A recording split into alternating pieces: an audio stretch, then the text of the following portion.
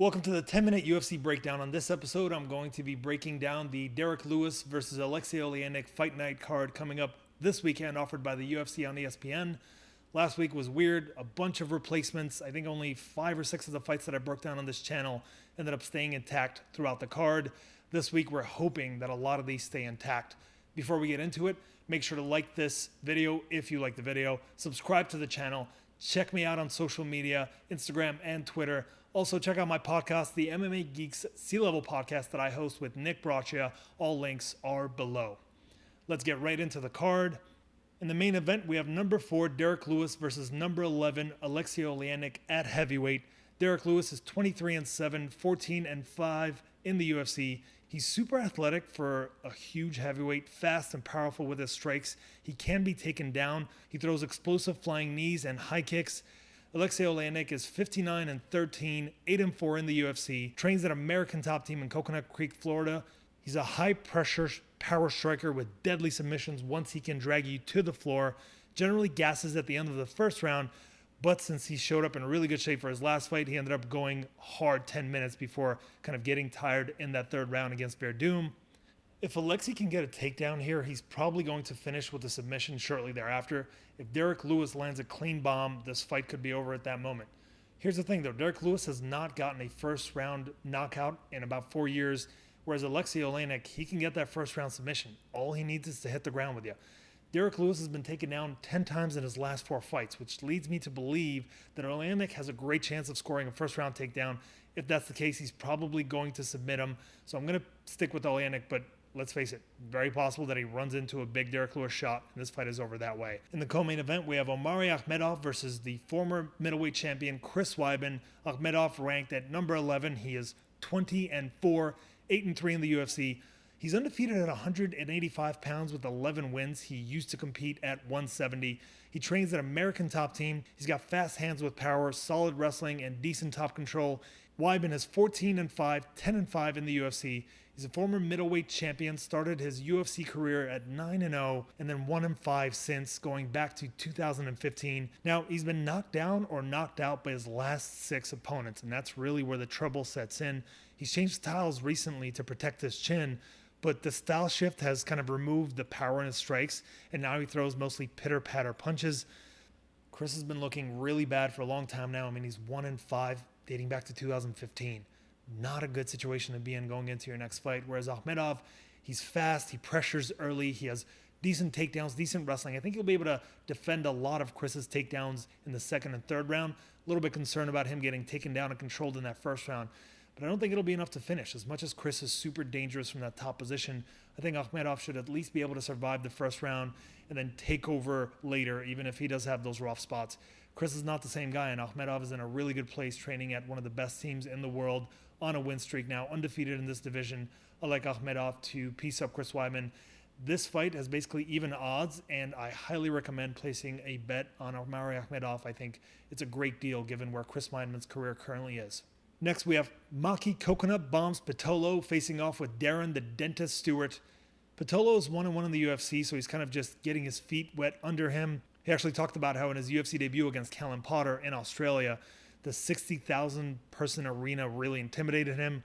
Just the fact that the actual octagon was rumbling and all of that really affected him. And I can see how having no crowd in this situation would benefit him. Stewart is 11-5, 4-5 in the UFC. He's kind of the gatekeeper for the prospects at this point in his career, I think.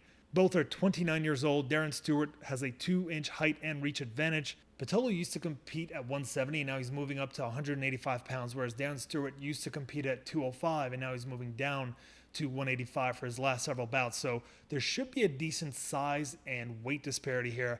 I expect Darren Stewart to be the stronger man. I think he might hit harder. And I feel like Maki Pitolo's chin is a little bit more tender than Darren Stewart's. Darren Stewart loses to grapplers. He doesn't really lose to strikers a whole lot. And in his loss against Callum Potter, Pitolo was pressured and countered very effectively, and Darren Stewart is very capable of doing both of those things, so I like Darren Stewart in this one, but it's largely a toss-up.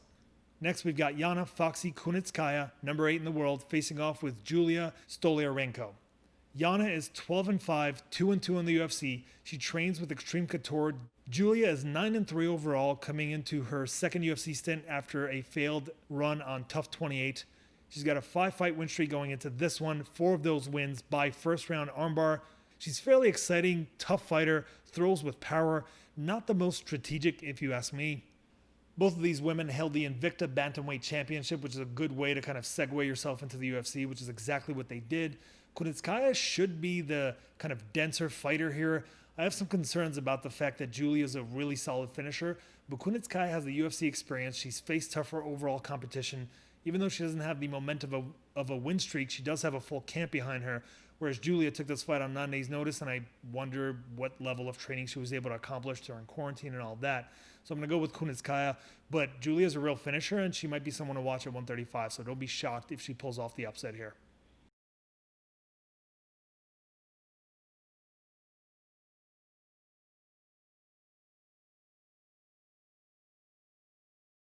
He's an excellent grappler with 8 submission wins. He has really good southpaw striking game, mostly kind of pressure-based, and he's got a good speed to him as well, especially in the first round before he starts to slow down a little bit. His chin has been his only real weakness, but I think he's adjusting to that with his style, really focusing on his jiu-jitsu in recent fights. Holtzman is 14-3 overall, 8-3 in the UFC. He trains at the MMA lab. He's kind of a jack of all trades, fairly athletic, and hits hard, but he's not a finisher. Holtzman is on a bit of a win streak lately. He's been looking really good and coming off a win over Jim Miller, which is not a guy that you would think he could beat a year or two ago. He might have hit kind of a new stride. Maybe he has a shot against Binodare, but I'm not going to bet on it. I think Binodare is an excellent grappler. Holtzman tends to lose to grapplers. Binodare, when he loses, it's by getting finished, usually by strikes. And Holtzman is not really a finisher. He hits hard, but not knockout hard. So I expect Binodare to be able to tie him up in the clinch, to drag him to the floor, and to get a rear naked choke in the first half of the fight. And then we've got Tim Dirty Bird Means facing off with Laureano Pepe Sarapoli. Means is 29-12 overall, 13-9 in the UFC. He's a tall southpaw.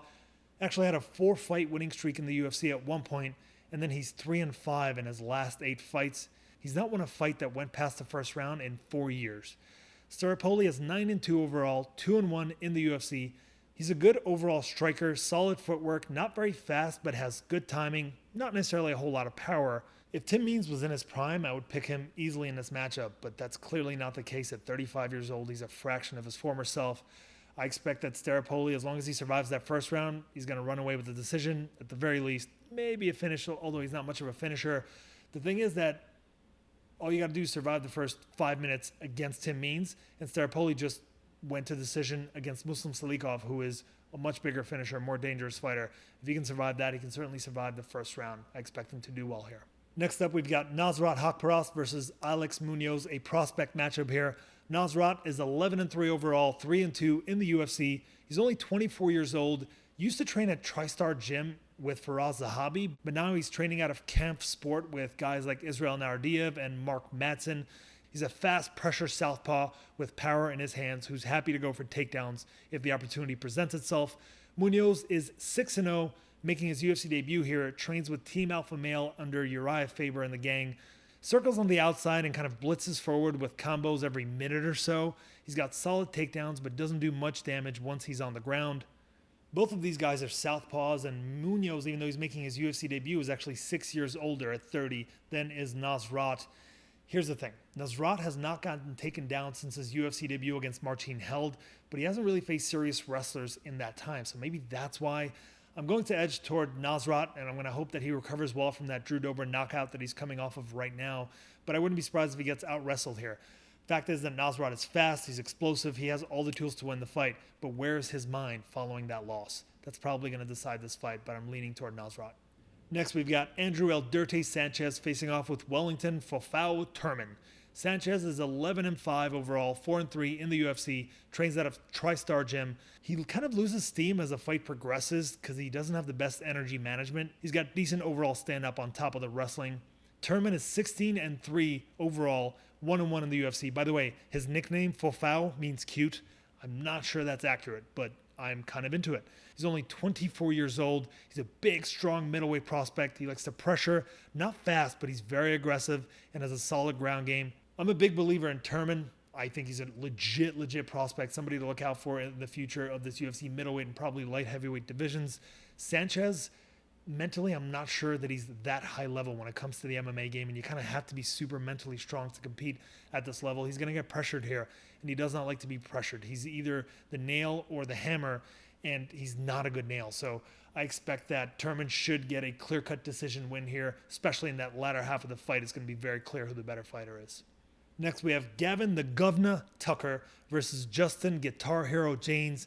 Gavin is 11-1 overall, 2-1 in the UFC. He's a creative southpaw striker, a Renzo Gracie black belt on top of that. He has a prospect label, but he's actually 34 years old at this point.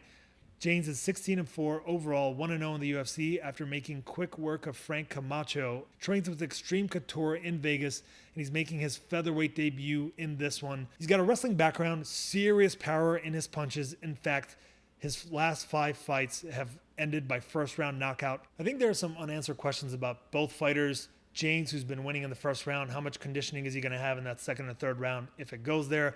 Gavin didn't look so good when he was being pressured, when he had an opponent that was willing to fight back and persevere through tough times. Can he handle the pressure that he's going to get here? I'm not sure that he can. I'm going to lean toward James, but I mean, Gavin Tucker is extremely skilled, super technical. Even though he doesn't have nearly the power of James, he should be the more technical fighter. The thing is, does he have as much heart? Does he have the heart to survive a serious, powerful wrestler who has seriously powerful punches? I'm not so sure. I'm going with James.